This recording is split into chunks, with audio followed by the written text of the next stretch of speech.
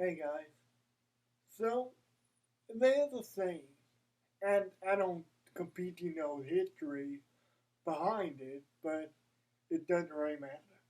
The saying goes like this, and you probably heard it. If God is all powerful, he cannot be all good. Sounds like a theological, philosophical, slightly complicated statement to make. But what that is really saying at the root of it, the question it's asking is, well, if God had my best interest at heart, if God is so good, why do bad things happen to me? If God is so good, why do bad things happen to me specifically?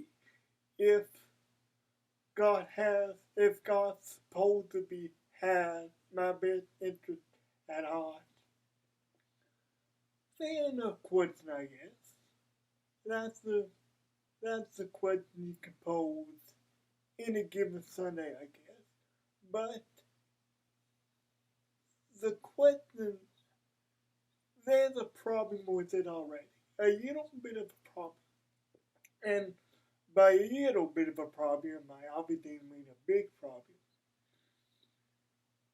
You see, people look for, people just look for something to be aimed for their life sometimes. And a lot of times, it's choices they have made that land them in negative situations. Now, obviously, I know that some situations you can't foresee, and some situations you don't control on your own. But my point is, God's not some puppet master controlling everything that you do. Now, He'll give you opportunities to live for Him, but ultimately it's your choice. It's your choice to maybe live the way you want, to be in the situation that you are.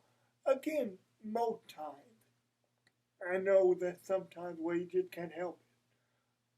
But most times it's your own design and your own choices that have landed you in the situation that you're in.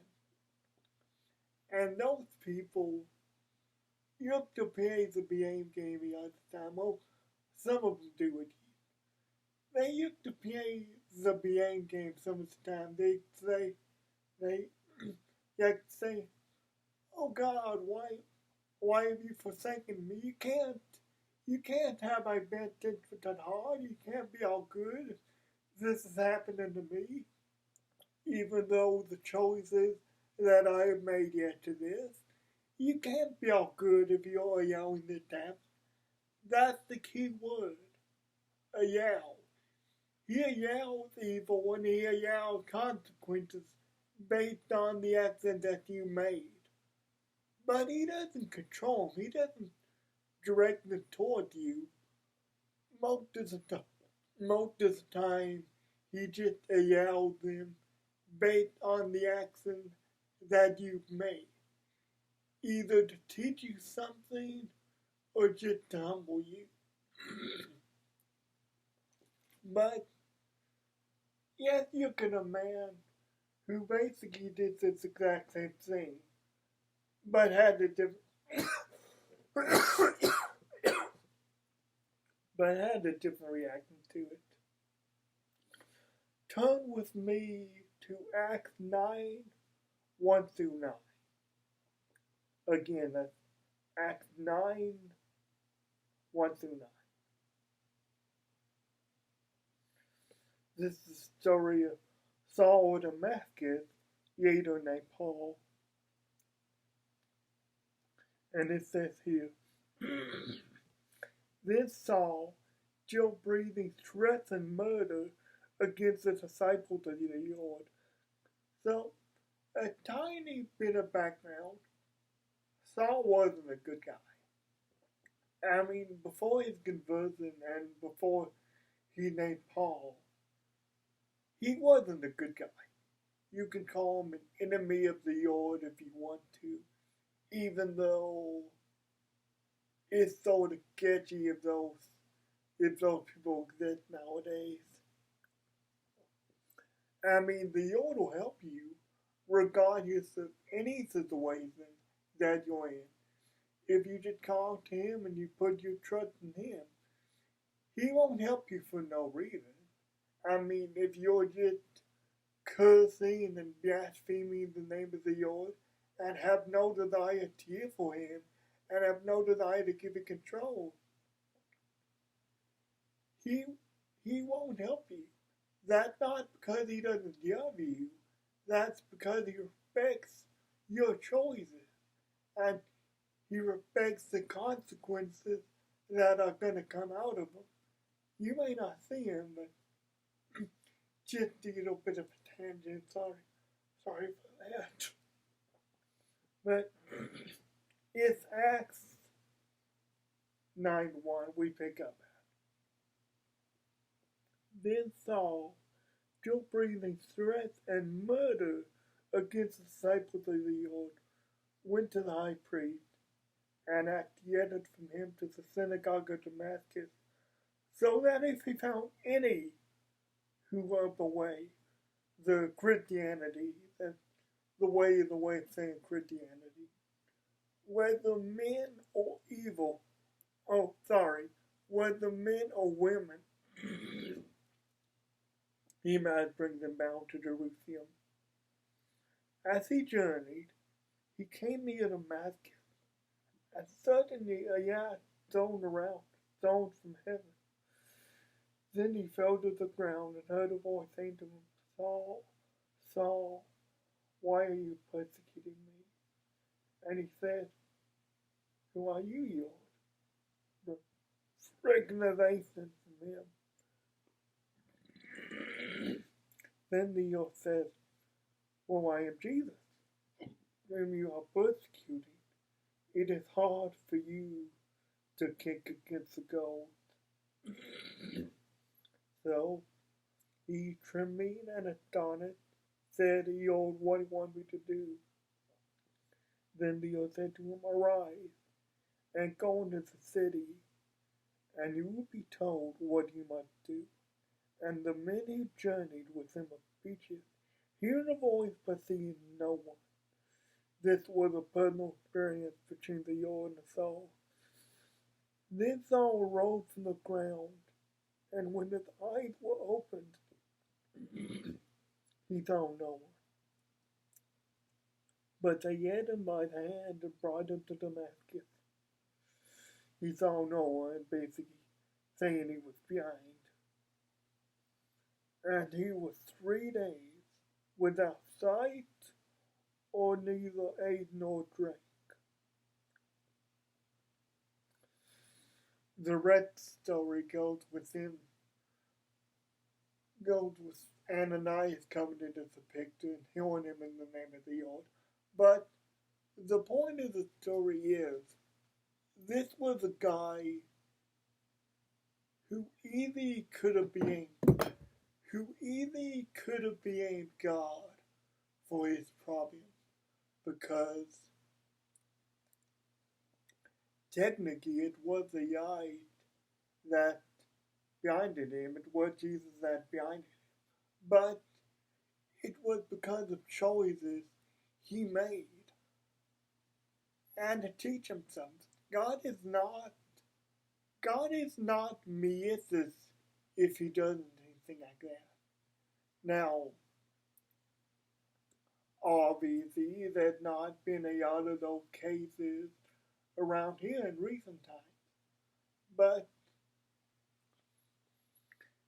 people can still be like that.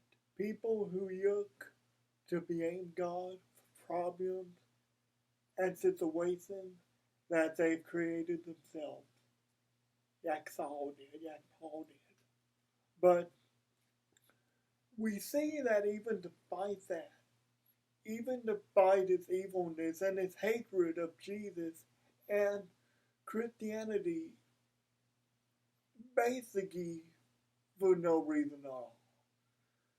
We see, in spite of that hatred, and in spite of that, God was willing to help him. After his blindness, God told him what to do and how to resolve it. And to self credit, he took it, which, I mean, I can't really blame him, because if I had my whole theology turned on its head and learned that Jesus was real, I would do just about anything he said. Guys, God is not malicious towards you. If maybe you think he's responsible for your situation that you're in, maybe it's easier to blame him than to say to yourself, man, I messed up. I strayed from the path. I messed up.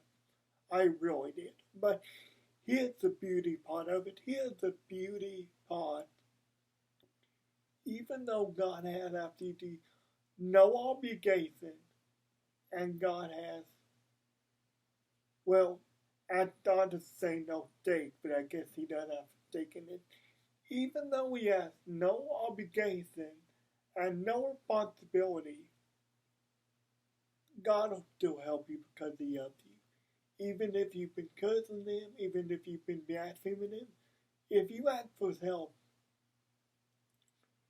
out of a pure heart, and out of a heart of love, and not expecting anything in return, he'll help you because he loves you. And he sees in you something, he saw in Saul something that you don't even see in yourself. He saw in Saul a mighty warrior for him, and he sees in you the same thing. Because if he didn't, you wouldn't be here. All of creation, when you get down to it, no matter how far we strayed from our original goal, was made to serve the Lord. And if we ask that of him, if we ask and help us, he will. Now, sometimes him helping us isn't as grand as the way he helps all.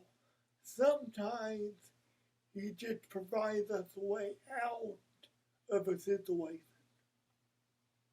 But we have to be sensitive, and we have to be looking. We have to have a God sight. We have to look for situations where he invades specifically for us, and we have to take his hand and never let it go, because he's ultimately the best place to be. In spite of this world and all its trappings, this world is still his.